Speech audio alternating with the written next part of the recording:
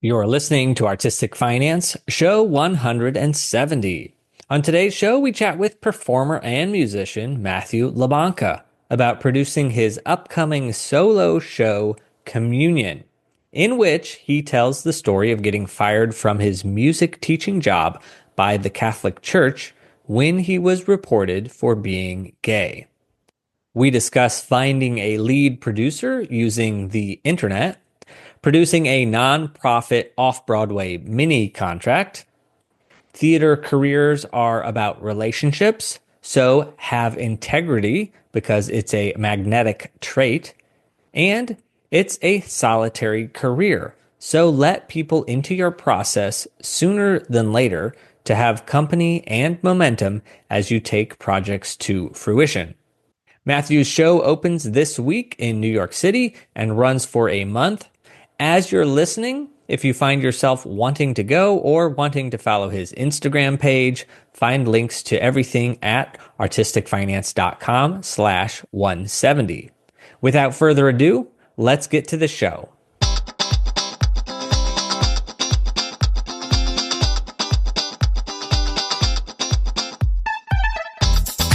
You are listening to Artistic Finance, where we help creatives learn about the business of show business.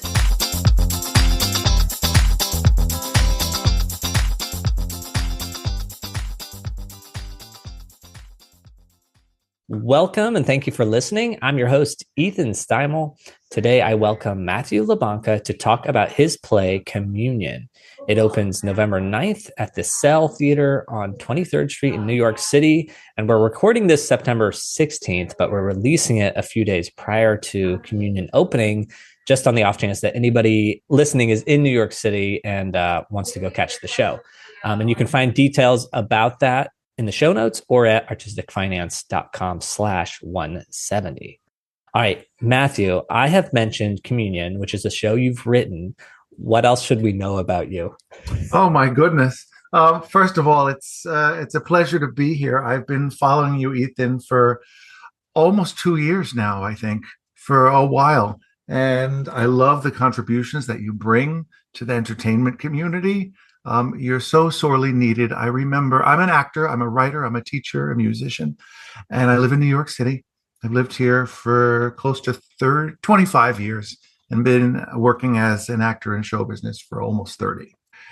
You are among a very rare breed of people in show business, and I count myself among us, that want to talk about money, that have taken an interest in our financial lives, in our literacy, in our potential, in a very left brain, right brain sort of integrative way. And I'm just so glad to have found you. So that is a little bit about me. But my career in show business, where I've scratched a lot of itches and and had a lot of great experiences, it's been great to stay open to the possibilities of some other things that have just come in. And I'm glad that I've stayed in this arena because it's been a pretty fulfilling one.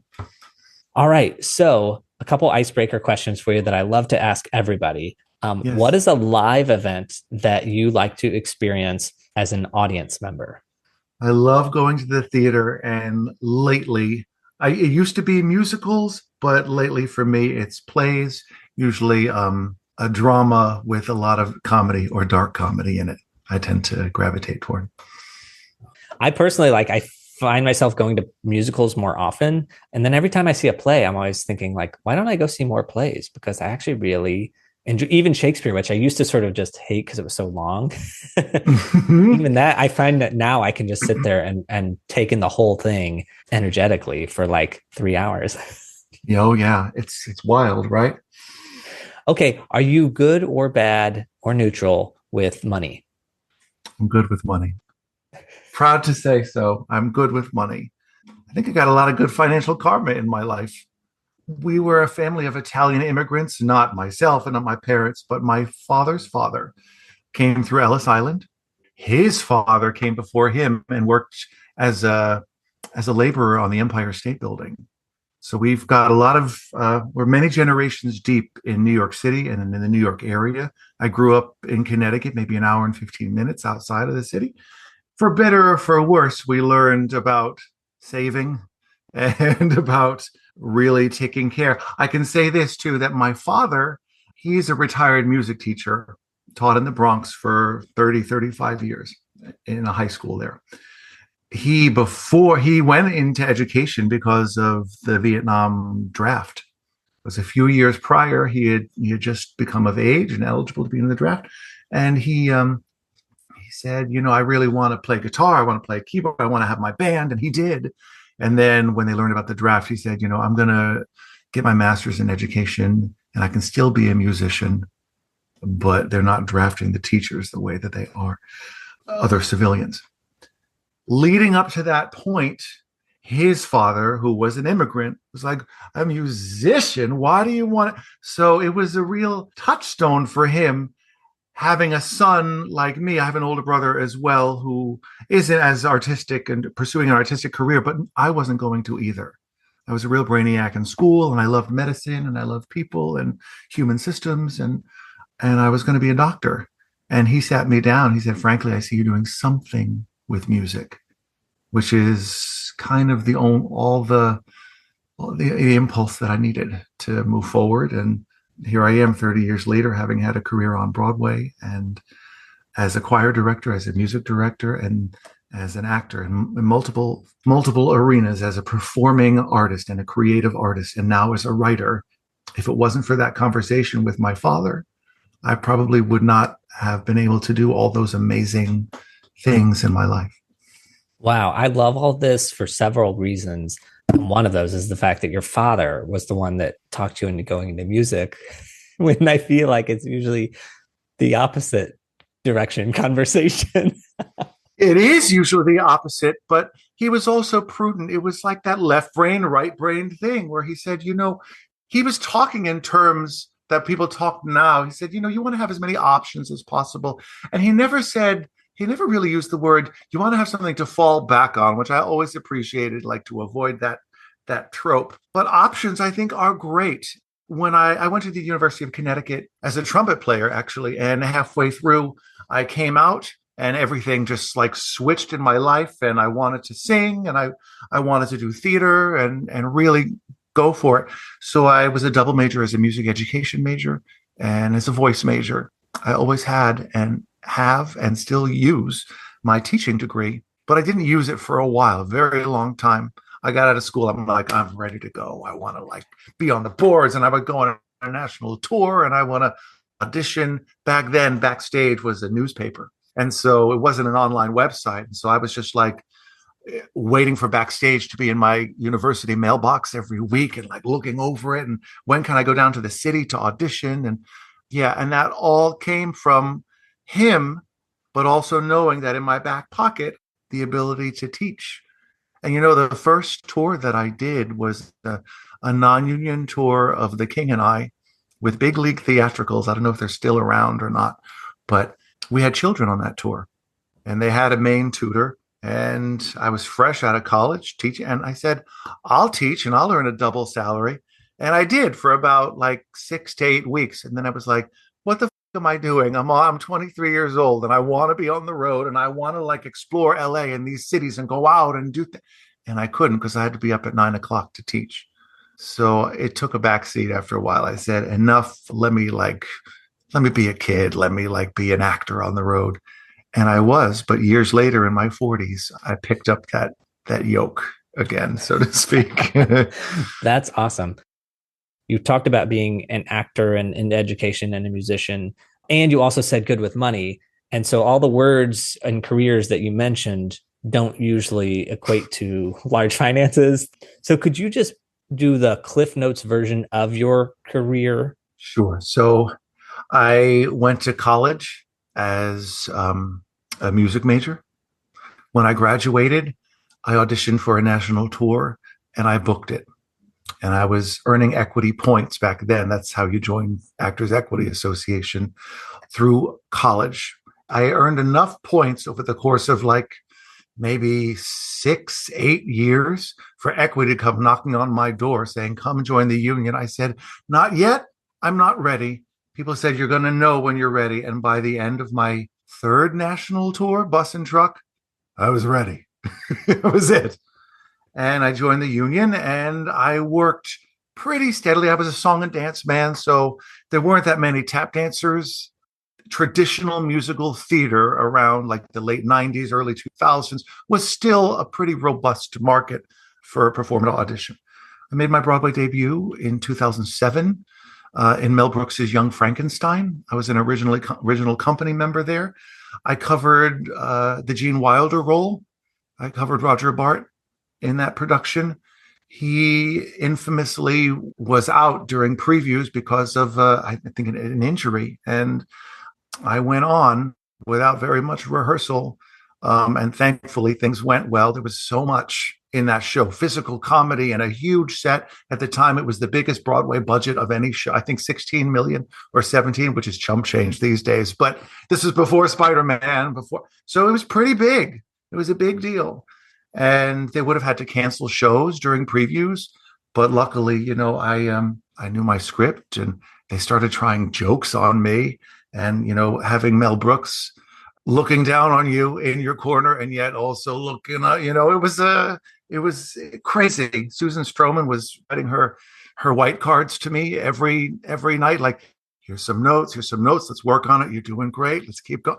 So that was a very formative experience for me. I've been on Broadway 3 times. The most recent was just before the pandemic with a production of Matthew Warchis's A Christmas Carol. And I also wrote and starred in a solo show of my own called Good Enough, which premiered at the United Solo Theater Festival in 2014, won the Best Musical Award there.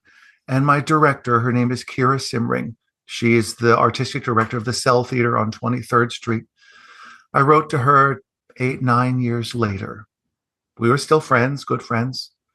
But, you go your own way and you're doing your thing. And I wrote her with a story of something that happened to me. In 2021, I was working in a solvency job, not waiting tables, but as a musician in the Catholic Church, because I grew up Catholic. That summer, August of 2021, my husband and I got married. And maybe your listeners can see where this is going, because October of that year, I was fired from my jobs in the Diocese of Brooklyn. I was a musician on the weekends, directing the choir at a church, and at another school, Catholic school in the neighborhood, I was teaching Monday, Tuesday, and Wednesday music. Same-sex marriage is not approved by the Catholic Church, and I was fired simultaneously from both positions. And I know we'll get into it, but I tell you the story about Kira Simring in the Cell Theater because when I wrote her about what had happened, we began to craft something together, and that something is making its world premiere off-Broadway this November. Okay, that's all awesome. And we're going to get into that more. Just a side note here, Young Frankenstein was the first show I ever saw on Broadway. No kidding. I think I saw it in previews. I have to go back and look. I did not see you in the Gene Wilder role. I saw Roger Bart, which actually, side note to the side note, which is that I have an email out to Roger Bart that he's not responded to, asking him to be on this show. Oh, no kidding. Oh my gosh, how funny. So we'll see how that all resolves. But I have worked for the lighting designer, Peter Kazarowski, several times. And I always joke with him because Young Frankenstein is it's not what you would call like royal theater, Right. It's like, let's say a romp in the hay, perhaps. I always joke that like it's my favorite show of all musical history. It's my favorite, best show ever. Oh my gosh. You're melting my heart right down to That's butter. Amazing. It is amazing. Wow. But I just wanted to clarify with your career so it seems like you were a performer for the most part for most of your career, and then you got into education or got into it later on. It's true. I was working at the church. My neighbor knocked on my door and said, "Hey, I hear you playing the piano and singing in your apartment. You want a job?" And I started. It's really how it happened. And because I grew up Catholic, I knew that music, I knew the liturgy, and it was 3 blocks from my house. And it was at a point in my life where I wanted more roots in my neighborhood. This could be really great. And they were very flexible with me. If I booked a job, like I booked a tour of Joseph Dreamcoat in 2005. I went away for 8 months. I hired a sub. When I was done, the sub was done. And I came back and I resumed my duties. I mean, it was really amazing. I got a pension. I was vested in the pension fund. There was health insurance through that job. And maybe 3 years into it, a parishioner came up to me at the Saturday Mass and said, "You do a great job with the youth choir here. Do you want a job teaching music at school down the street?" I said, "That's okay. I got enough going on." No, no, the principal's. Well, long story short, I started teaching there. And I had my certification in the state of Connecticut. It was a private school, so I didn't have to be certified in New York, but I wound up getting it anyway. All these things, like the way the wind just blew opportunities into my life, and then sometimes took these things away from me, I think, honestly, to pave the way for some bigger fish to fry. Yeah, yeah. Okay, well, let's get into communion. And actually, just in my personal life here, and in a weird way, this is sort of serendipitous because this weekend we were walking around our neighborhood and we have like this community association building, and we go in there to like use the drinking fountain. There's a wedding there or a reception, and it just happened to be a same sex, two men getting married. And then we had a patron of artistic finance who randomly happened to be in town this week, and they were attending a wedding, and that also happened to be same sex. So probably neither one of those Catholic, I would imagine. But knowing that just happened in this weekend, what is communion? Or I guess just tell that story. I guess no. What's the show about? Because you've mentioned it a little bit, but what is the show? Sure. So the show is about a gay Catholic school teacher who gets fired from his jobs when the diocese learns that he got married to a man. And I obviously know something about it because it happened to me. It just is my true story. And part of the story is that the Diocese of Brooklyn offered me money to keep quiet about everything. They offered a non-disclosure agreement, a non-disparagement, like 10, 11 pages long. You sign this, we won't say anything bad about each other. You'll go your way, we'll go ours. And we'll give you, it was amounting to $10,000 for each position. So it would have been $20,000 that they would have given me, which would have amounted really to about 3 to 4 months worth of my annual salary at the time, given the fact that I was teaching part-time and working as a music director. Technically, they called it full-time because I was available during the week for things as well. I turned that money down. Any of us artists know, you train yourself for years to express who you are and to bring your authenticity to your work, whether it's, like you with your design, it's a higher expression of who you are, or whether it's me as an actor who, brings your humanity and says it to their faces. And here was a document that said, you sign it, you'll get money, and you can't say anything for the rest of your life. And I said, I've been working here for 10 years. The terminations probably affected close to 1,000 people, given all my students and the parents and the families, the teachers I work with, my choir, the parishioners, and just everybody. They all knew me. Rowan, my husband, used to joke saying, "Oh, we can't walk 2 blocks without somebody saying, 'Hi, Matthew. Hi, Mr. LaBanca. Hi, Mr. And I loved that. I grew up in a family of teachers. My mom taught nursery school in our hometown. It took her 45 minutes to buy bread and milk at the grocery store because everybody, and I used to be annoying to us when we were kids, but as an adult, I think that's just the most wonderful George Bailey kind of a thing. I said, how am I going to not say anything to these people? How can they not know? They're just going to say Mr. LaBanca is no longer with us. And to me, that was just just void of any real humanity to the community. So I turned them down. And for my own sake, eventually wrote a piece that's going to be premiering off-Broadway at the Cell Theater in November. What was the development process for you? When I was called in to meetings with representatives from the diocese, I had a slight inkling that something might have happened. Somebody on the staff pulled me aside at one point and said, "Hey, somebody called, but it should be okay." And when I was called into a meeting that I thought was for something else, there were extra people there. So I clicked record on my phone. Oh, look, there's my husband. There's us. So I clicked record on the phone, and that was a preliminary thing. They wanted to hear my side of the story. Apparently, there were a lot of people who were rooting for me in higher levels of the Diocese of Brooklyn, which was kind of compelling to me because it wasn't such a swift and ruthless termination. And when I was called in for the actual termination, I recorded that meeting as well. it turned into a media frenzy because I was introduced to some people at the New York Times and with other big media outlets, Inside Edition, USA Today.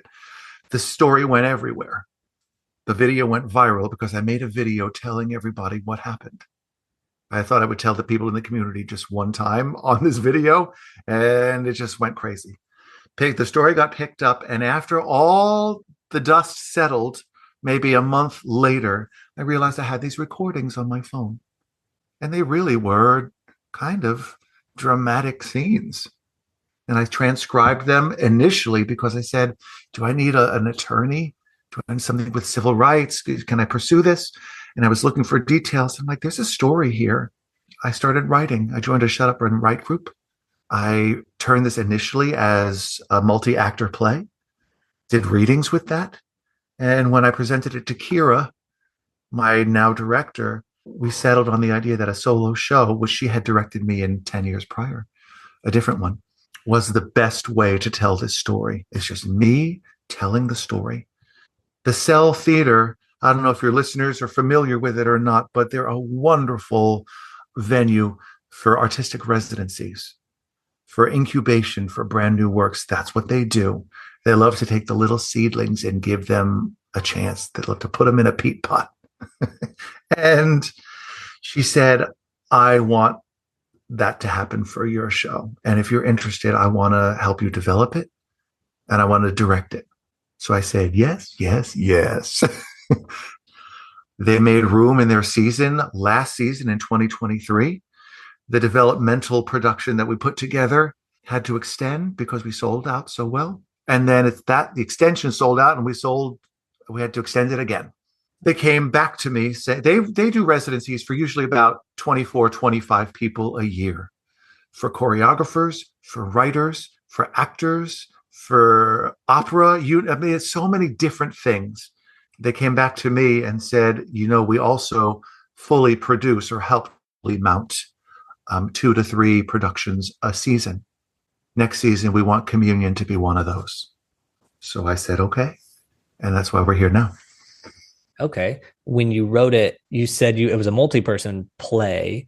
How did you do those readings? Was it just, hey, some of your friends meet in this room and let's read it? Yeah. So one of my acting studios, because I really believe in continuing education. So to have that community, I go to Matthew Korzine's studio. He's just wonderful, rooted in Meisner technique. And he's often encouraged a lot of writing out of his own students. And so that's a nice home base for me. I asked people from there. And I went through my Rolodex of people I've worked with and asked favors. I said, would you come? We're going to put a reading up at Open Jar Studios. I think this was September of 2022. We did that. And then we did another Zoom reading with another group of people the following March. And that was when I realized that the solo show was the way to go. And we had to start assembling a whole different type of team with a solo show. Okay, so then when you switched from, so that's March of 23 that you did the reading Zoom. And you decided, okay, let's make this a solo show. And then how soon did you get it up, or how soon did you get into the Cell residency, and how quickly did you get up on its feet? That was when I reached out to Kira, knowing the fact that she is the artistic director, in the back of my mind saying, hey, maybe there's some way, because small theater, especially, it's so cost prohibitive to do. United Solo was a great venue for me 10 years ago.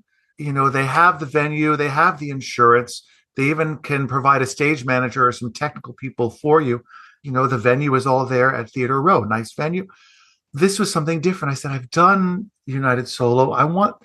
I have a different vision for this piece because I think that it could really make an impact in the world of religious discrimination. Legally, there's very little you can do about it, but there are other ways to change the world. And I think that actors and writers and artistic pieces can do just that. So I wanted to give it a bigger springboard. And I knew that the Cell did the residencies. When Kira was like, let me read it, send me another draft. She's always reading things and looking at things and very prolific that way. That was when she said, there really is something here. As residencies work, is there any finance involved? Is there any pay, or is it just we have a space that you can use to try things out. Yeah, it was really, we have a space that you can use to try things out. We'll provide the box office. We'll provide the hub and the insurance and all of those things. It really was a tremendous gift. Now leading up into this season where presumably you said earlier they help support, so they're not fully funding this latest version. I assume you were sort of self-funding these first readings and that first residency if you needed extra supplementation of things. When I was fired, there were a couple of petitions that started circling, and there was a GoFundMe. I wound up getting a job within 6 weeks by Thanksgiving of that year. I had a new job at a public school, also in my neighborhood, if you can believe that.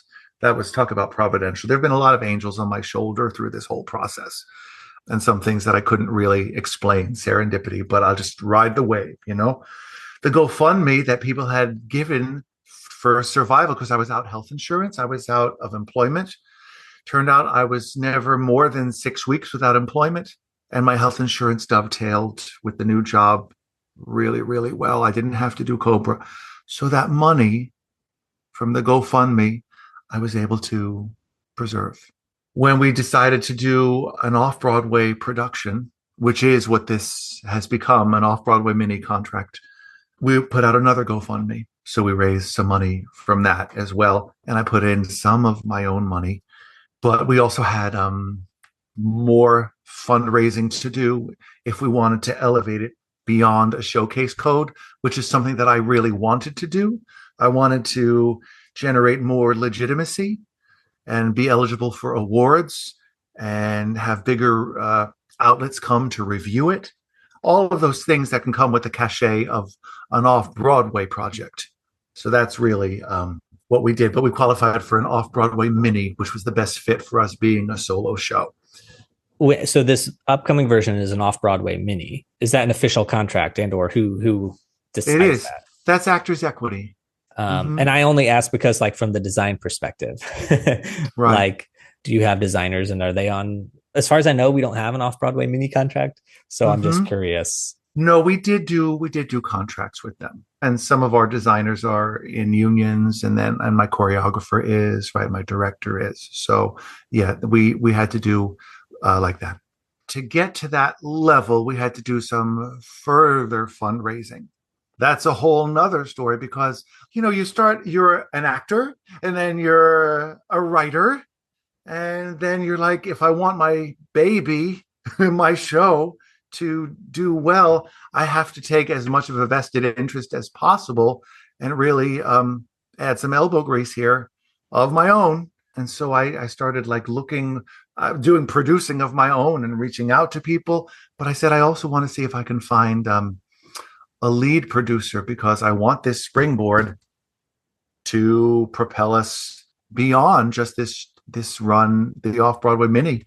I want to see if there's a way we can capitalize it for a tour, or if we can film it, or all of these different things. So there's And are you having these ideas, because you haven't even started the off-Broadway mini production yet? Were these all ideas that came after the residency?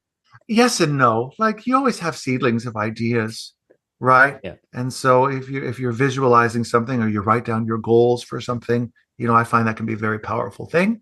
The other thing is that you have to like be thinking bigger picture, like from an aerial view, because if you lay the groundwork early, then you can just like coast forward in a better way. Contracts that need to be signed, agreements, you want to honor people. The designers that we brought in, you actually introduced me to one of them, our projectionist Ryan Belloc, who's like just wonderful, and he has a strong tie with Notre Dame University as well. So he was Catholic, and he identified with the piece and the social justice element of it as an example, to do it like a developmental thing that's not really on much of a contract.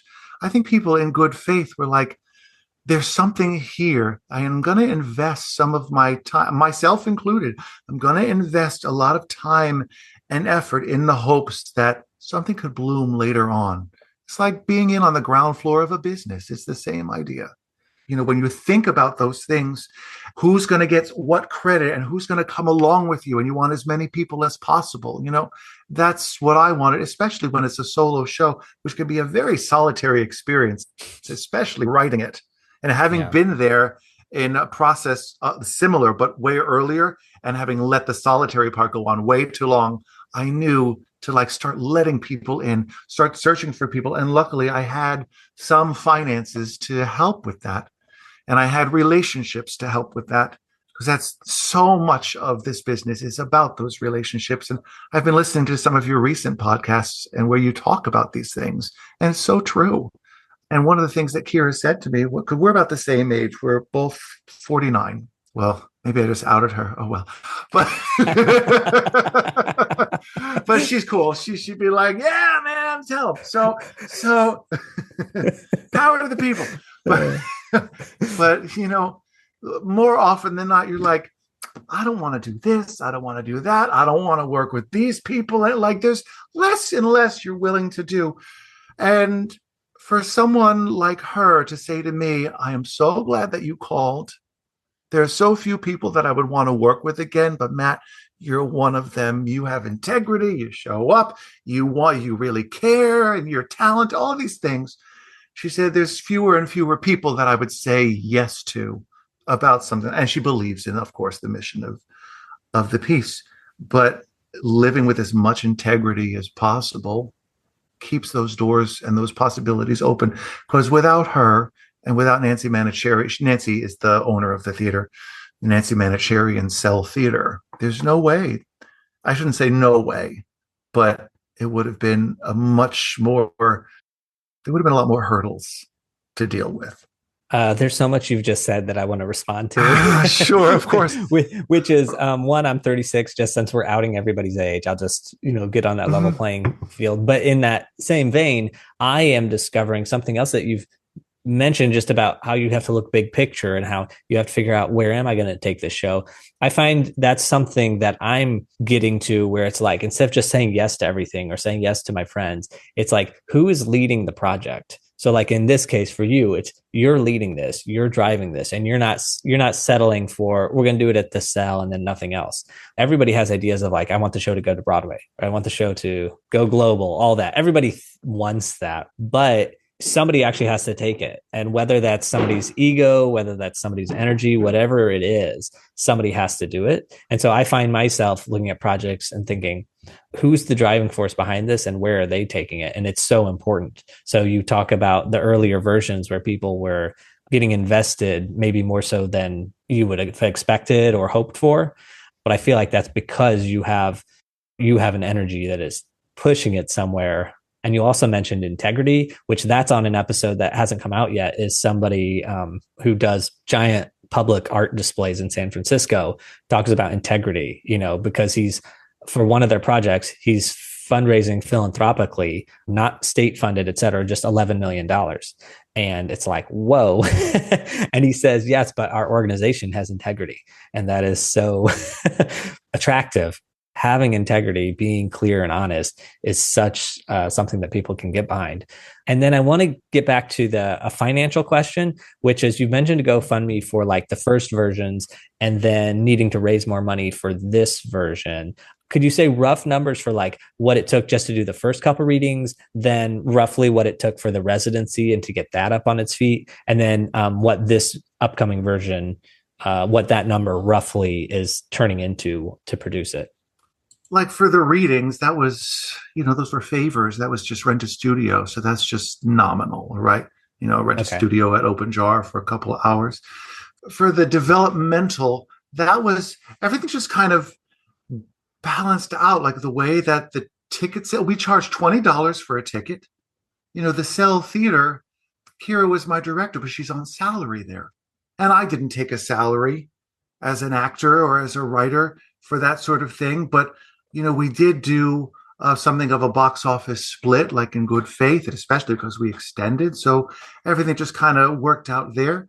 As far as this production now, we're looking based on what the space would cost to rent. Like typically a rental in New York City for a theatrical venue of that size would be $5,000-$6,000 a week, right? Or more. Because the cell is our hub and our home, like that's one of those costs that is kind of included as part of this. But we look at that as an in-kind donation. I can't go too specifically into like what certain donors have donated, but I can say that I found a lead producer, and my lead producer, her name is Alissa Orlando. How did I find her? I mean, if you can believe this, I found her on playbill.com. This is very important because this is actually one of the reasons I wanted to talk to you, because you mentioned that to me. Yes. And I was like, say what? Say what? Because everybody wants to find a producer for their thing. And never once did it cross my mind that you could put an ad on Playbill asking for a producer.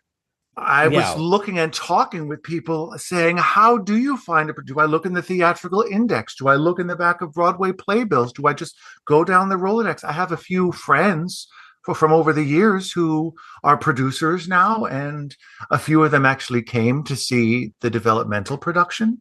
You know, they were supportive and they offered ideas, but nobody up until Alissa, you know, you kiss a lot of frogs.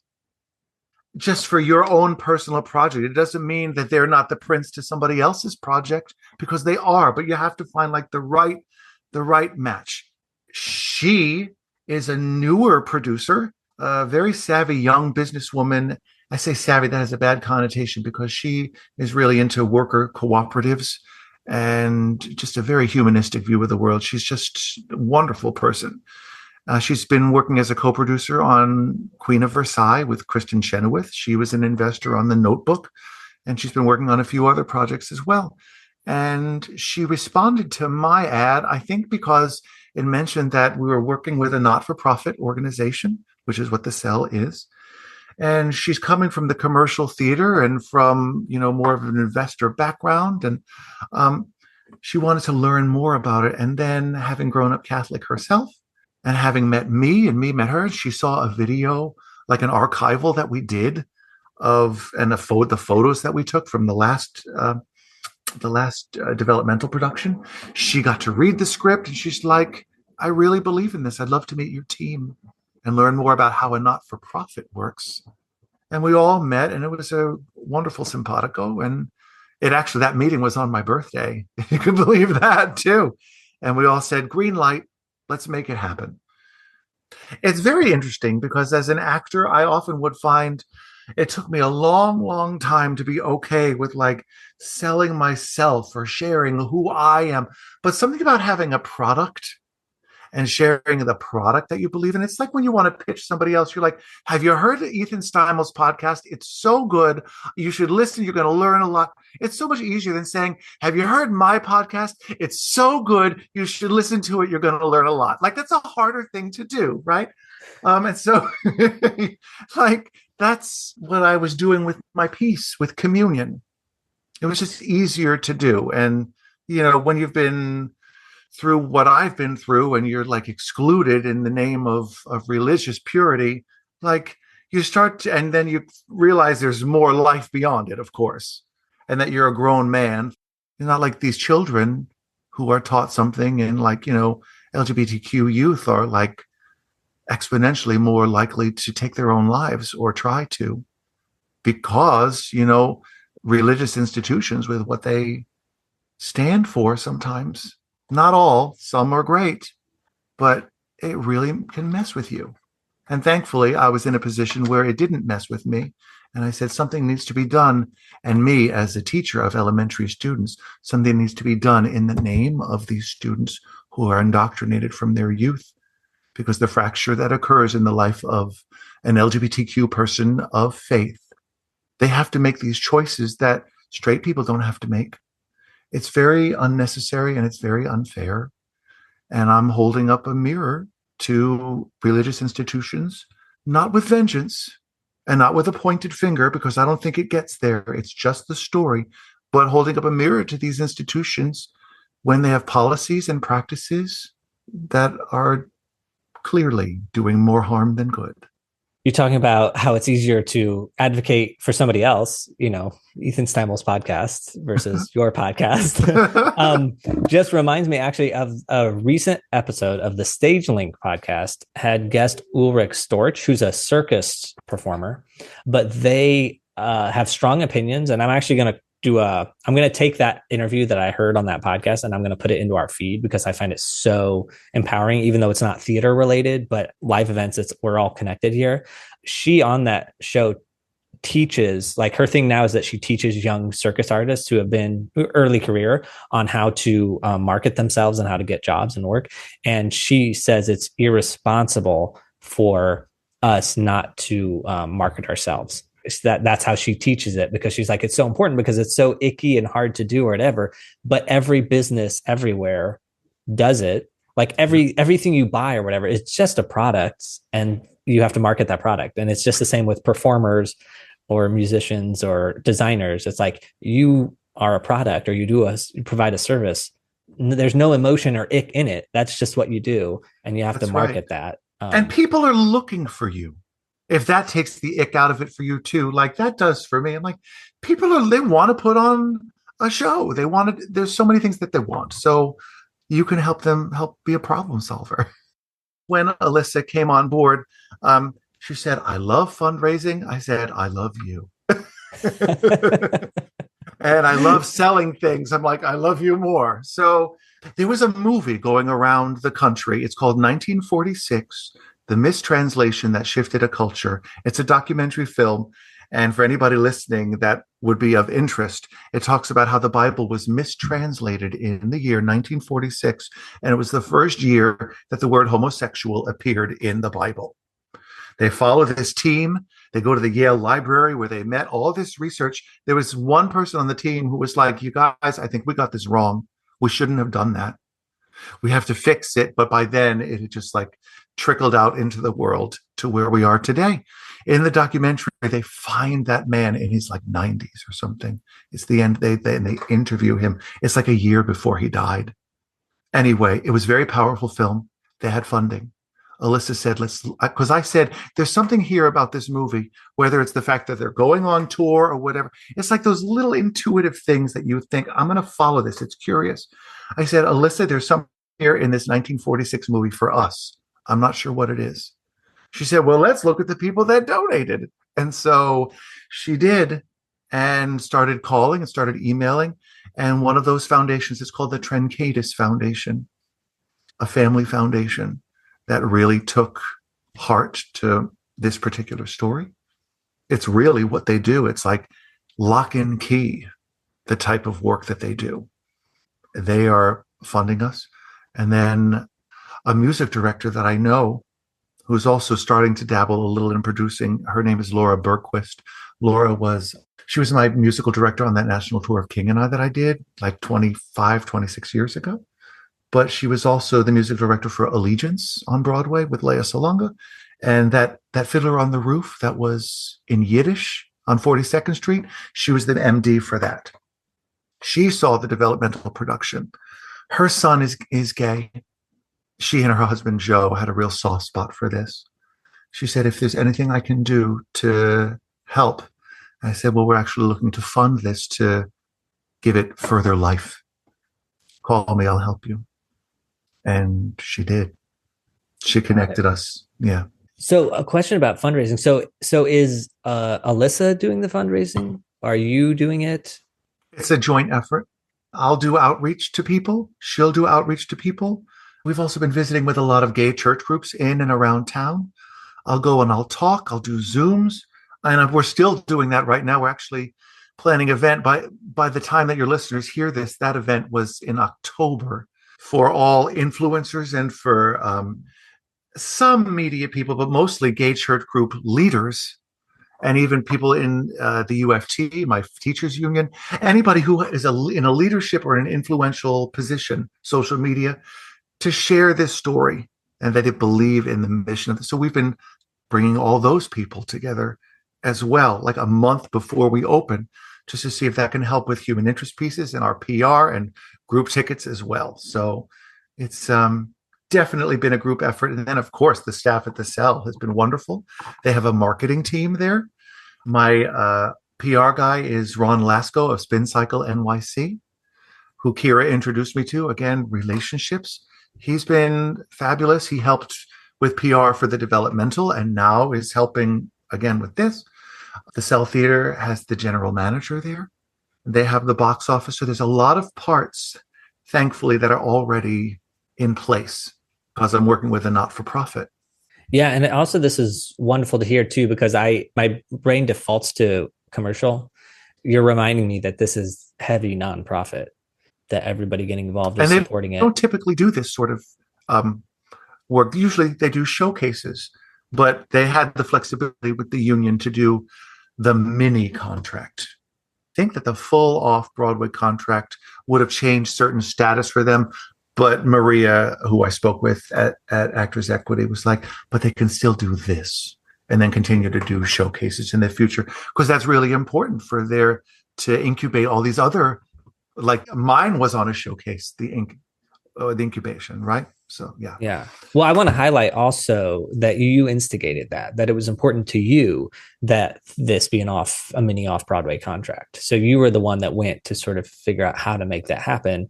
And it sounds like the answer was no, they can't. You can't. How do you stay not on a showcase code? Because that has so many limitations, a showcase code. That's right. So what I love is that you went and found a way to make it happen. And I didn't have all the answers, but you talk to people and one thing leads to another and you say, okay, I'm going to do it like this. And we had enough time. You think ahead. Like I was going to say this before, when you're thinking ahead, finance people do it all the time. Like one of the reasons why I'm able to, I have a Roth IRA, right? And I've had it since the late 90s, since I graduated college. It was like the first year that it happened. And my parents' accountant was like, hey, tell your kids about this thing. It's new and it's great. And who knows? Did you graduate college in 96? 98. So it was maybe it was 1 year later. 1997 is when we did it. I was going to say, I think 96 or 97 was when it was first able. Yeah. Is that when you were born? No, 88, okay. 88. But I just happened to know, right. I happened to know when a Roth IRA came into existence, because I'm always, It's like my number one thing I used to say on the show all the time is like, pause this show, take 5 minutes, open a Roth IRA. You don't have to have all the answers, but I assure you, you won't be unhappy if you do that. And I am not unhappy in the least. The magic of compounding. And that's really what I was saying, though, like that if you have the ability as a financial person to think big picture, just apply that idea of big picture to projects that you're working on or relationships that you're building. Like work breeds work. We all know that, but it's really, really true. It's so easy sometimes to, let your temper get the better of you or like to gossip about someone. And yeah, it may feel good in the moment, but what can happen when you just exercise a little bit of self-control and integrity and bigger picture thinking? I know Kira wouldn't have said yes if that weren't the case. It seems like you are a big instigator of this, and now Alissa is a big instigator. Kira also a big instigator. I would call these the three driving forces, perhaps. For this fundraising for this version, is any of this planned for touring afterwards? Or the next version? Is any of the fundraising sort of for both things, or is it all just for this mini off-Broadway version? The fundraising that we did with our donors right now was specifically earmarked for this not-for-profit. They were donations. This is a great question because we really had to delineate between the not-for-profit and the potential of commercial. We're putting a pitch deck together, which I highly advocate for people to do. Like it's been very helpful. And then we had to go through different iterations because in one pitch deck, we had information about donations. And then another page or two later, it was all about a commercial investment. It was too confusing for people. They're like, wait, what am I giving money to or investing it? Can I invest? So we just really made two separate pitch decks, really. And we said, right now, we're going to focus on this. We're going to focus on the sales, not for profit. This is donations. This is the money that we need. This is what we have raised. This is what we need. And this is why we need it versus the commercial investment, which really that's going to be later on, let's see what the press says. Let's see what the reviews are. Let's see what the audiences say. And when people come, and that's one of the things that Alissa and Kira and all of us, we have a vested interest in making this go further, because the cell's name will always be on this. Kira's name will always be on that. And that's part of our agreement together. Let's see what happens there. And if we do get some real height off the springboard, then maybe there will be interest, commercial interest. We would find co-producers that are willing to bring in like a $25,000 investment to the project, right? And capitalize a touring production, because that's going to take more money, obviously, but there could also be benefit to it. And if the numbers work out, which is something that we're still continuing to work on right now, I look at something like What the Constitution Means to Me, which was a solo show that really resonated with the country and resonated with audiences. But I think given the climate of LGBTQ rights these days and the way it's in discussion and religious discrimination and how people are turning away from the church, and some people don't want to and don't know what to do, and we all want community. That's a big reason why I titled it Communion. The piece opens in a choir rehearsal, and the audience, unbeknownst to them, we all sing together. That's all of those things that we're looking for that I know Communion delivers. I mean, the title, Communion, is a great title. What it means, and then all the connotations, of course. And because I know at first when I heard about it, I've turned my back on the church because I find more harm than good. But I always think the church has to figure this out. And I feel like that's what your piece, in a way, is maybe helping, could help. These are conversations that the church has to deal with.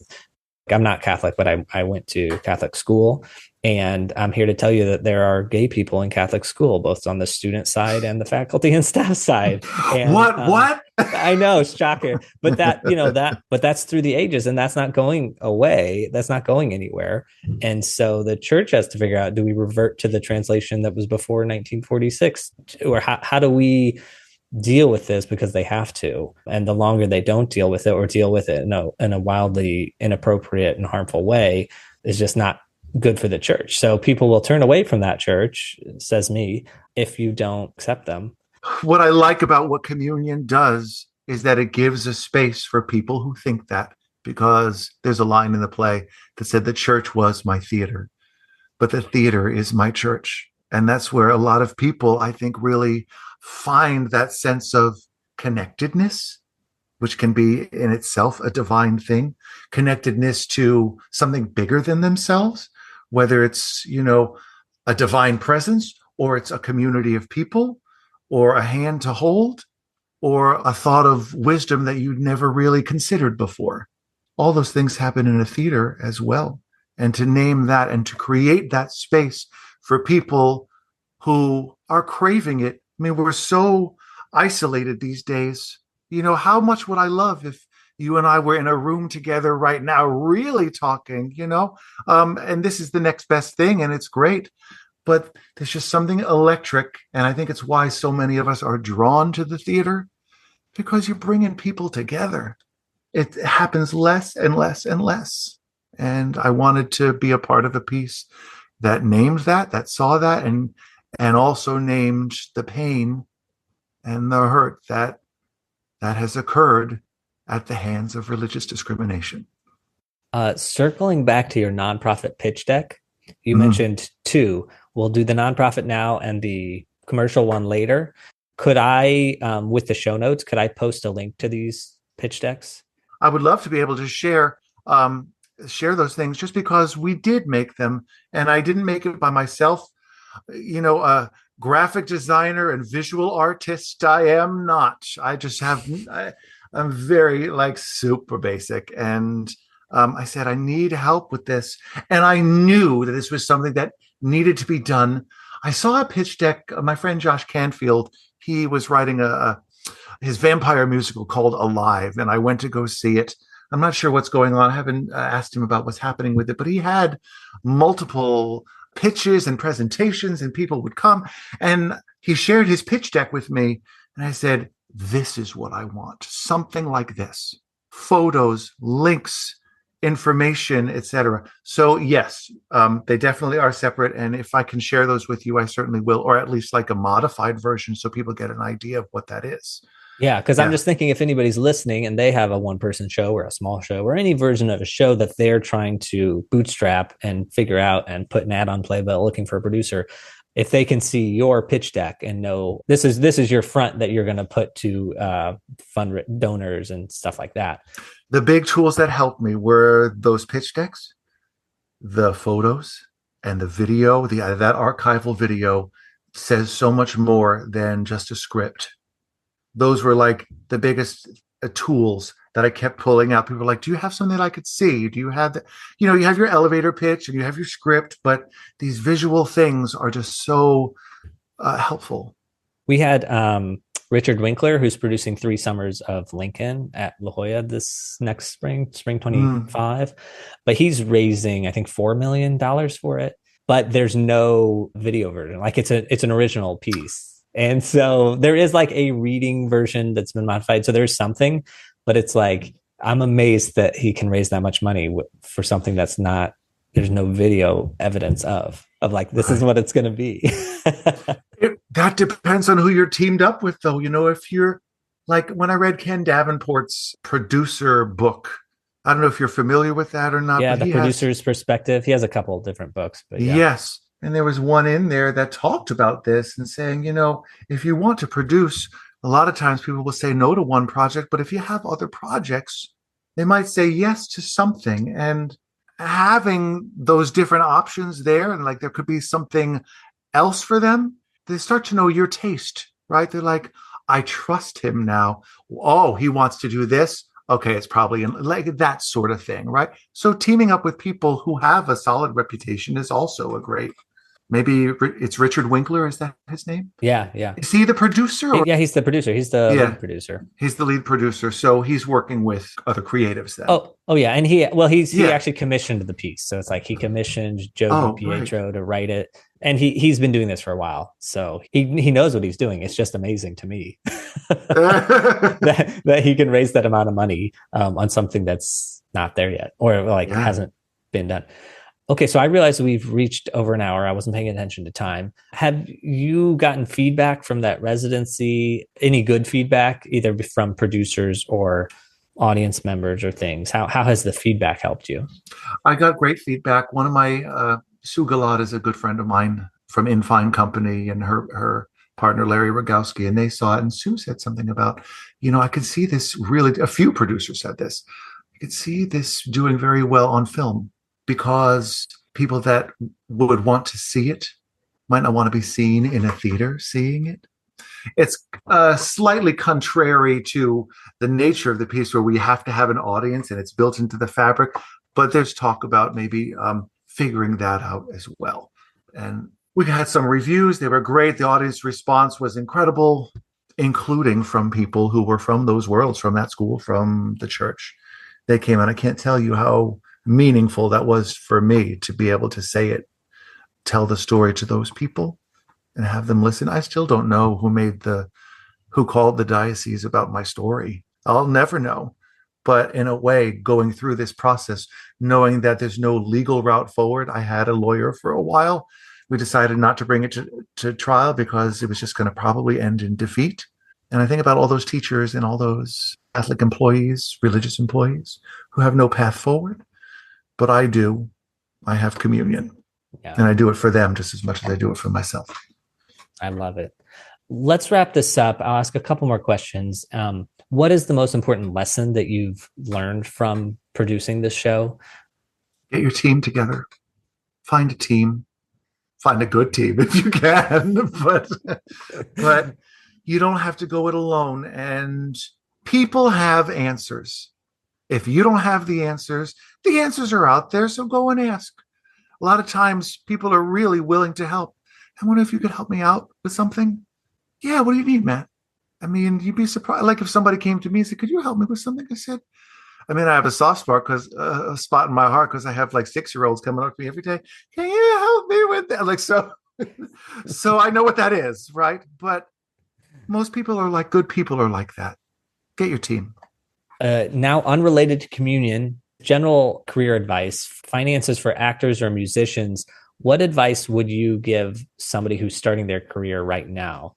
Pay yourself. Pay yourself.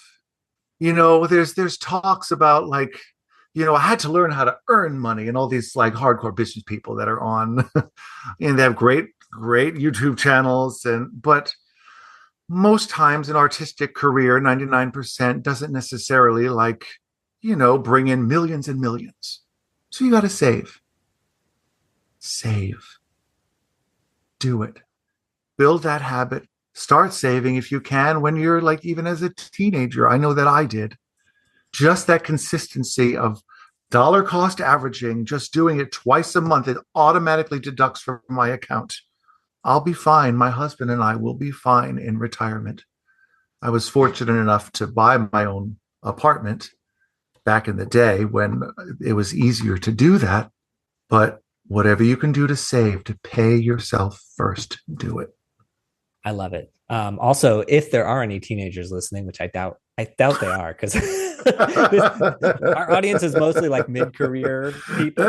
But just on the off chance a teenager happens to be listening to that, I'll just echo that point. Really, start as a teenager consistently, just a little bit, paying yourself.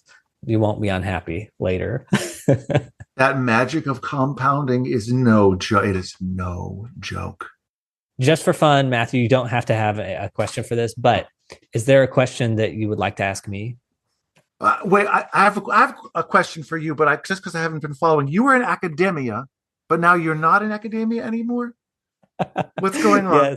Yes, and I have like 10 episodes that are all planned, and in those episodes, I'll mention a little bit more, and so I forget that people don't know yet, and I also just haven't posted on social media. So the full story here is: had Theo March 23, in June moved out of New York, in July started teaching at Arizona State University, in Phoenix. It was amazing. It was a 1-year job where I could reapply for the permanent one. It was difficult being in Phoenix, not near family, etc. So 3 months ago, I did not renew that contract, and I moved to St. Louis with Nicole and Theo, and we're now based in St. Louis. And I'm back to freelancing and doing artistic finance full time, which I sort of took a little bit of a hiatus on because there was just so much going on. Whose family is in St. Louis? So both. Okay. Our parents live about 5 minutes drive from each other, and we moved about 25 minutes from there. I think I would ask you though, and this really doesn't have to do with like raising funds for communion. I mean that, but I know that you are co-producer on A Christmas Carol, which was my show. Yep. Is that something you were like, I did that once, I don't need to do it again, or I would do it again? Like, what was that experience like for you? Oh, this is such a good question. So I did it once, and then COVID hit. And in that regard, I never want to do it again because nobody made their money back, which they didn't decide until a month ago. And then they sent a memo that was like, so anybody that was an investor in that show is not getting their money back. And that's like, heartbreaking. Yeah. It seemed like a home run, that one. Yeah. Oh, exactly. Had COVID not happened, it had a really good plan. And so I don't know exactly what it would have been, but I think people would have made a profit. So we had 6 investors come in for our co-producing credit. We had 6 investors come in, and they all lost money. And so we are like paralyzed a little bit because we don't want to go, and they were all first time theater investors. So we don't want to go to them and say, we will though, and say, do you want to try again? Because they've all been burned, and they're all very conscious of it, of like COVID happened and it's a risky thing in the first place. So none of them are mad, but still Nicole and I are like, this is what's uncomfortable for us. So in that regard, we're over it. But on the flip side, one of my whole purposes of artistic finance is I want theater people to become investors. And so I think that I like owe it to myself and to everybody else to be like, how can I help designers, other creatives become investors, whether they do it in theater or not, but how can they do that? And so I want to continue it for that. And Richard Winkler, he's pinging me because I interviewed him, and he's like, hey, come be a co-producer on 3 Summers of Lincoln. Yeah. And so I am considering that. I haven't taken actions. I haven't reached out to anybody to say, hey, do you want to? And my pitch for that to people, hey, I'm trying to be a co-producer on the show. Would you invest 25,000, which is the minimum? What I'm going to do with that is he's then producing Stranger Things.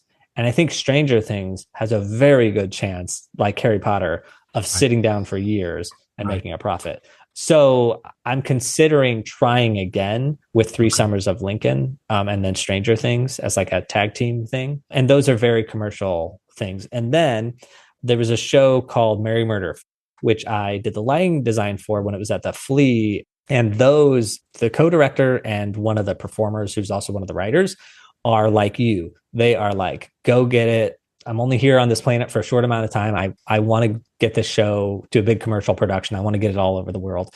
And they're taking that show, which they're turning it into a commercial entity. And they're going to be doing it next summer somewhere in and around New York City.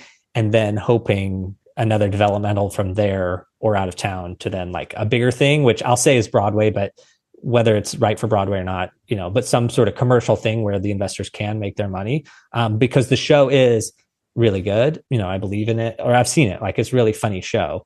And I think we need that. So anyway, long-winded answer to say that show I'm involved with. And I was like a producing consultant for them when it was doing the Flea version and then the Florida version. And then as we had a different plan for this fall. And now they've taken it into a commercial entity, and they have gotten hundreds of thousands of dollars of commercial investors to take it. And I'm trying to stay on that as a co-producer, but that means I have to get investors of 250,000. Okay. So to answer your question is those 3 projects, 3 Summers of Lincoln, Merry Murder, which is the title is changing. And then Stranger Things are things that are all on my plate. But the challenge there is it really, as a co-producer, 100%, 99% of your job is to find investors. And I haven't figured out an eloquent, comfortable, true to myself way to reach out to people and say, hey, do you want to invest? Because a lot of the people in my initial reach out or in my circle don't have the means to do that or the interest. Mm-hmm.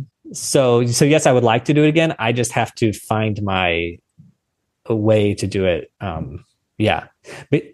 Okay. Okay. No, that's great though. I mean, you're not completely burned. Well, that's how I told Richard, because he was like, hey, become a co-producer on 3 Summers of Lincoln. And I told him the story, and he said, well, one, you made the right decision with Christmas Carol. That was totally, because I told him some other shows that were offered to me at that same time. And I sort of tried to choose the most commercial.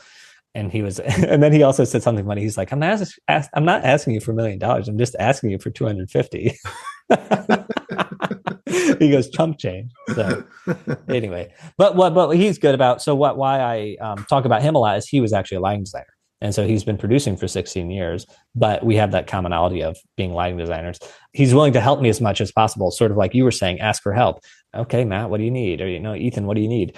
So he's being helpful, and he's saying, yes, you need to bring 250,000, but like, you don't have to sign any paperwork, or you don't have to commit to it, or we can see what you can do. He's trying to help me because I think he sees another designer maybe trying to produce, and he knows how tough it is. So he's trying to help me as much as possible. But the reality is, for co-producing, is you have to find $250,000, or you have to find 125 and split that credit with somebody.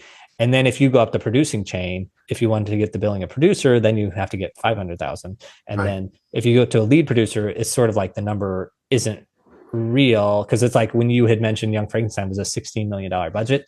Well, if you're the lead producer, you and your other 2 or 3 lead producers just split whatever that number is. And that number could be morphing or changing.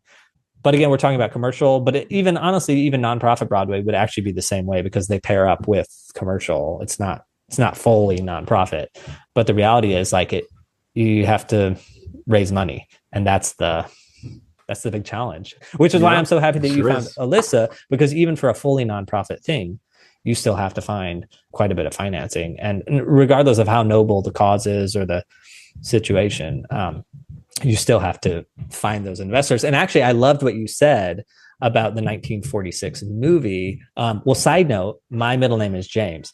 And that name is a biblical name. But what I love about it is James was a mistranslation of Jacob. The name should have been Jacob, but instead it's James.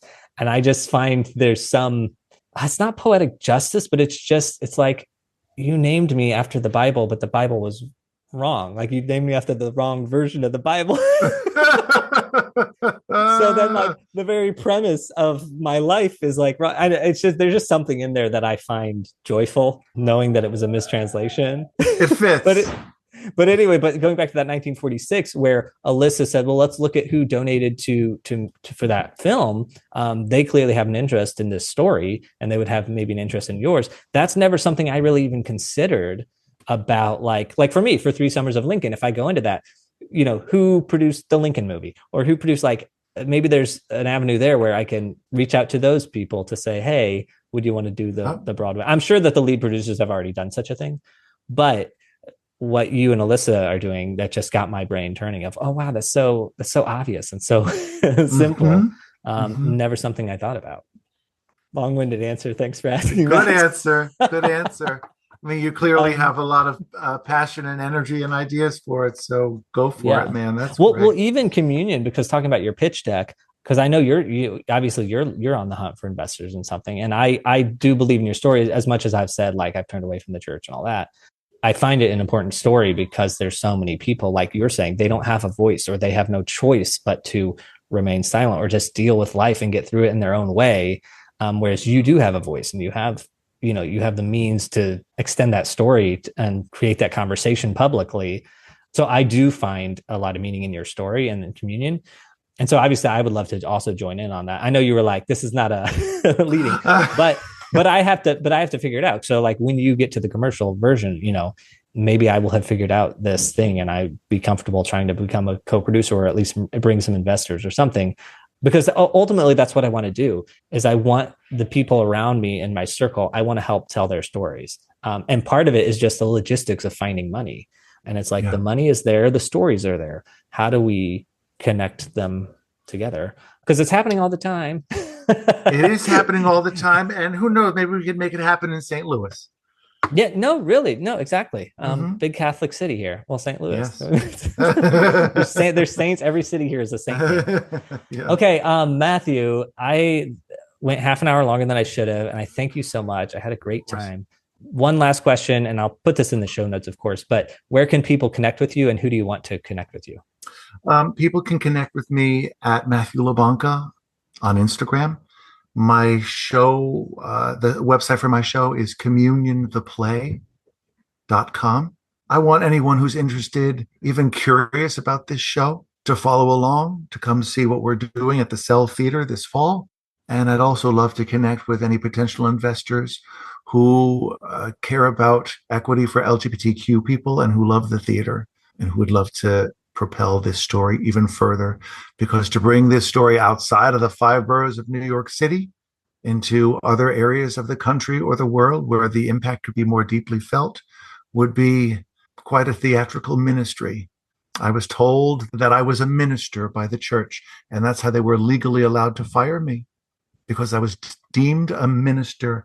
I did whatever I could to say, I'm not ordained. I don't write homilies. I don't teach religion.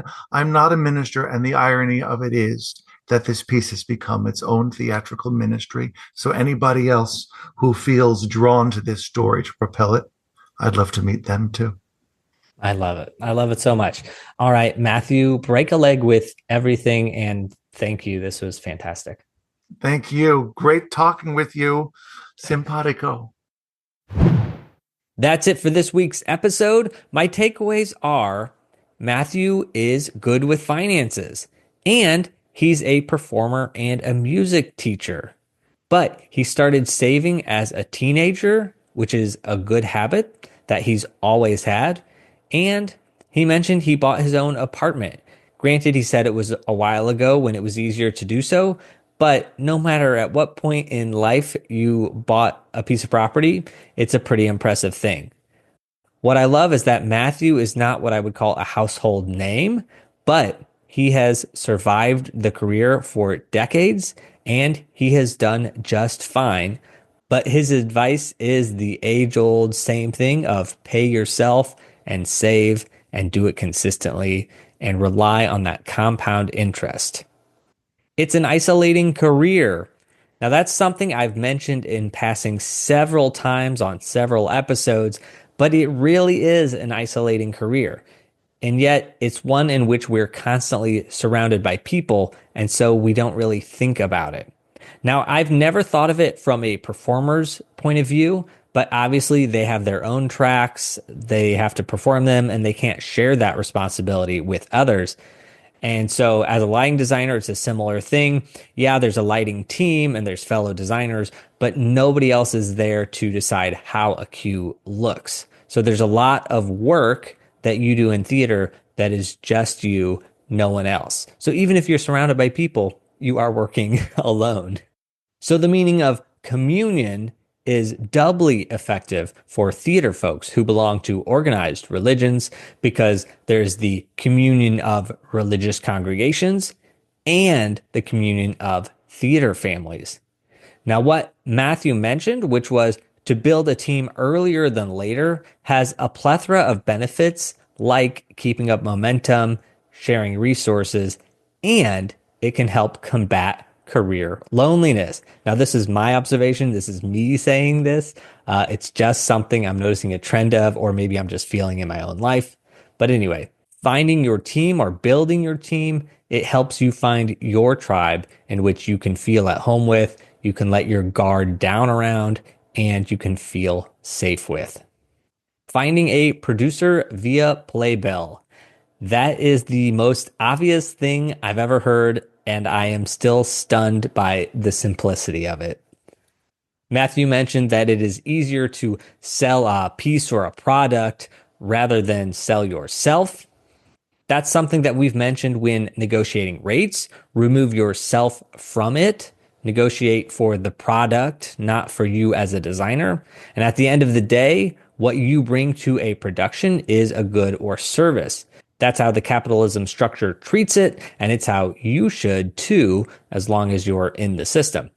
And in that vein, let me promote Matthew a little bit. I have a link to Communion's Instagram in the show notes. Now, there are 202 followers at this moment. I'm sure Matthew would be appreciative if you gave him a follow. That's at Communion Solo Show. And if you're in New York City and you want to check out the show, it starts this Thursday, November 7th, and runs through December 8th. As always, links in the show notes to all these things. Something I'm noticing with Matthew is that he has built a product. He kept mentioning how all these good things happened to get the play to its current off-Broadway mini run. And those are all true things, but what Matthew did was he wrote the thing and he put it on its feet. No one came and commissioned it. He decided he had a story and he created it. And he sought out the cell. He sought out Kira. He sought out Alissa. They didn't come knocking on his door. Fundraising by looking at donors of similar projects, that just shows the brilliancy of Alissa Orlando. It also shows that Alissa is playing a game called Producing Theater. There's a methodology to piecing together resources, a story, and people, and Alissa is doing it and thinking outside the box. 3 Summers of Lincoln. Matthew asked me about co-producing, and wow, did I take a long tangent. But a follow-up to that, since we recorded this, I have reached out to my network and asked if anybody wanted to invest in 3 Summers of Lincoln. I did get some interested parties, but in the end, $25,000 is a fair amount of money to invest in something, especially pre-out-of-town tryouts. So everyone I know has passed on that opportunity, which means I'm all tapped out on my network, so Artistic Finance will not be becoming a co-producer anytime soon. And if you are in my network and are listening to this and wondering why I didn't ask you to invest, it's because I assumed you wouldn't want to. My final takeaway is that I delineated between nonprofit and commercial fundraising. This show is purely nonprofit, but Matthew and Alissa aren't ruling out a commercial future. So they have shared the pitch deck with me and they're allowing me to share it with you. It does have their budget numbers for this nonprofit run. And I'll say you may think it sounds like a very basic production of one performer, but this budget is six figures. And as lean as Matthew has kept the show, it still costs a lot of money to make theater happen. The pitch deck also has a page for the hopeful tour if the run does well. Those numbers are completely redacted because they're unknown at this time. If you want to see that pitch deck, I'm including it in the show notes on the Patreon feed because I don't want it floating out in the public just to be found by AI or whatnot. But anyone can access it. You just have to sign up as a free patron and then you can get the link. And you can find that link in the description box or at artisticfinance.com/170. Now, if you are enjoying the podcast and the work that I'm doing, please do consider joining up as a paid patron. All patrons get all episodes early and commercial free, and it does make a big impact for me. So if you can spare some change or a couple dollars every month, I would be thrilled to have you sign up. And you can do that at patreon.com/artisticfinance. And speaking of support, let our final thought for the day go toward tomorrow's election. If you are a registered voter in the United States, get to your polling place tomorrow. Now, today's show, we focused on LGBTQ rights because the Catholic Church is against them, and that's their prerogative. However, we in the society at large are able to defend those LGBTQ rights via our Constitution and our laws. So regardless of who you're going out to vote for, the most important thing is that you do go vote. Get up early if you need to, and if you're listening to this, chances are you're a responsible citizen, but just on that off chance that you were thinking of not voting, please do. I'm registered here in Missouri, which is estimated for Kamala to be defeated by 16%.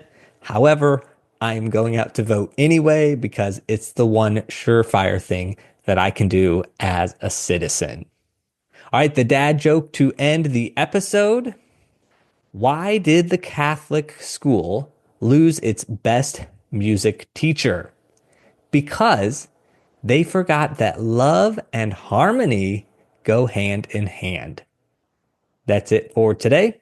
Until next time, break a leg.